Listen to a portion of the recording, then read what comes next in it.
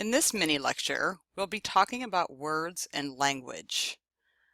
Language is a system of words, sounds, and gestures that are common to a group of people and are used to communicate messages. Ludwig Wittgenstein said, "The limits of my language mean the limits of my world." Think of the words that you know. Think about if you've tried to learn another language. Think about the way that words change as we go from generation to generation. Words have incredible power. They can make people's hearts soar, or they can make people's hearts sore. So let's take a look at some of the characteristics of language. First, language is arbitrary. We can name something any word that we want. Imagine that you just got a new puppy and you want the puppy to sit. You could use the word sit, and when the puppy did that behavior, you would reward the puppy.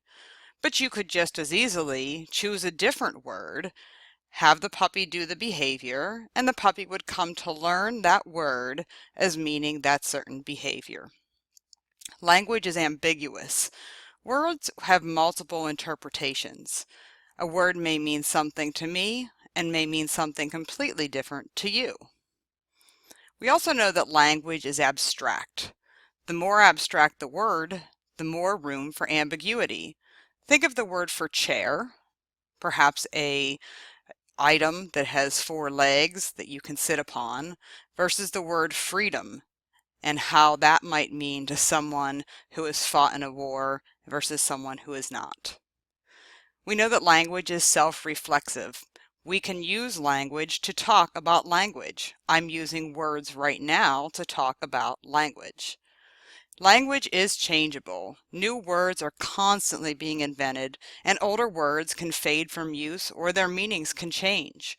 Just thinking about all the changes in technology and the words that have come about in the last 20 to 30 years. We know that language is revealing. Word choices that we make can reveal our attitudes, our judgments, and our feelings. We can make attributions about people based on the language that they use. And language is hierarchical. It allows for comparisons and judgments, and with comparisons comes social ordering. It certainly is better to be friended than to be unfriended. If we think about words, they can have a denotative meaning and a connotative meaning. Let's take a look at a denotative meaning. The simplest way to remember this is that the denotative meaning of a word is the definition you would find in a dictionary. We could say that a dog is a 4-legged meat-eating animal kept as a pet or used for work or hunting. A landform is a natural feature of the Earth's surface. We can take many words, look them up in a dictionary, and have a better understanding of their meaning. Now, a connotative meaning of a word is a little different. This is the emotional implications and associations that a word may carry. Let's think about the words home, house, residence, and dwelling. We could say that they are all where a person lives at any given time. But if we break those down a little more, we'll see that the connotative meaning of each of those 4 words might be a little bit different. To me, a home has a feeling of a cozy, loving, comfortable place. A house might just be an actual building. A residence seems to be a little bit more cold with no feeling. I think of a residence hall at a college. And a dwelling may be a primitive or a basic surrounding or structure. And so while all 4 of those words may have a similar denotative meaning, the connotative meaning that surrounds them is certainly different.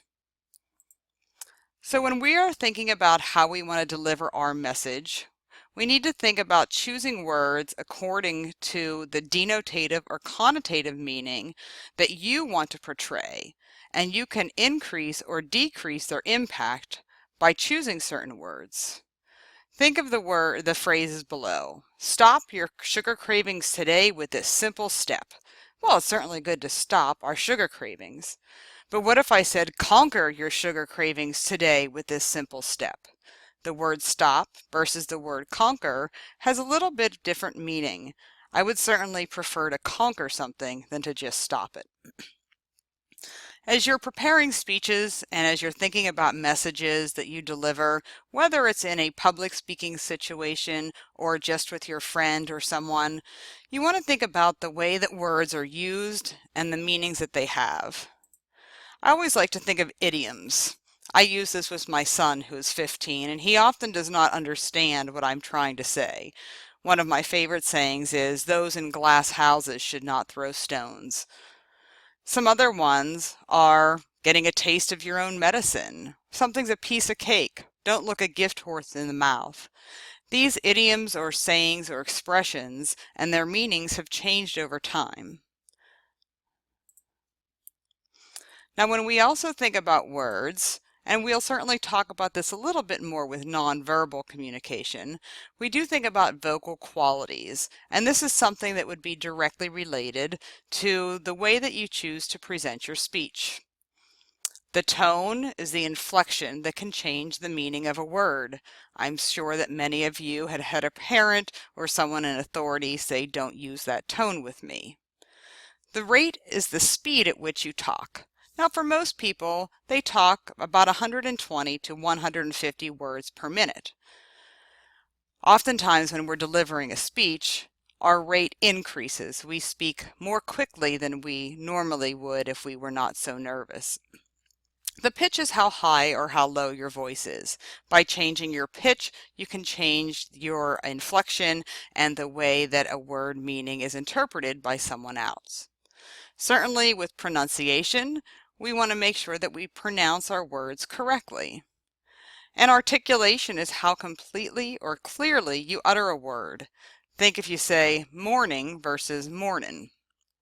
The volume, of course, is how loud or how soft your voice is. You certainly want your volume to be able to project throughout a room, but if you speak too loud, that may be a distraction to your audience. If you speak too softly, they won't be able to hear you.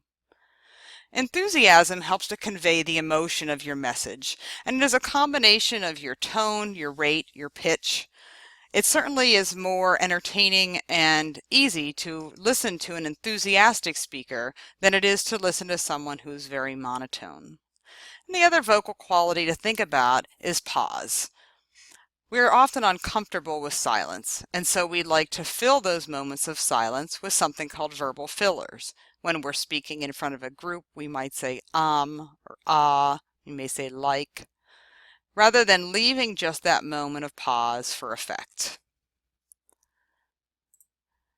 Let's take a look at inflection and how inflection can change the message and change the meaning, even though the words are exactly the same.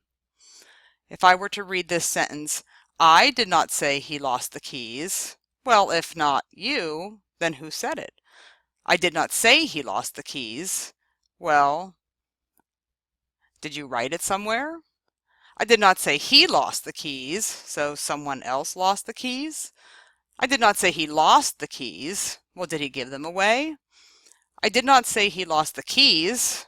Well, I certainly hope he didn't lose the car. Just by changing the emphasis of the word in the sentence, we can change the meaning of the sentence. So we know that vocal qualities can change the meaning of a message even when the words remain the same. We know that tone certainly has an effect on a message, and vocal qualities are a form of nonverbal communication, and usually they're interpreted as being more important than the word itself. It's not what you said, but the way that you said it.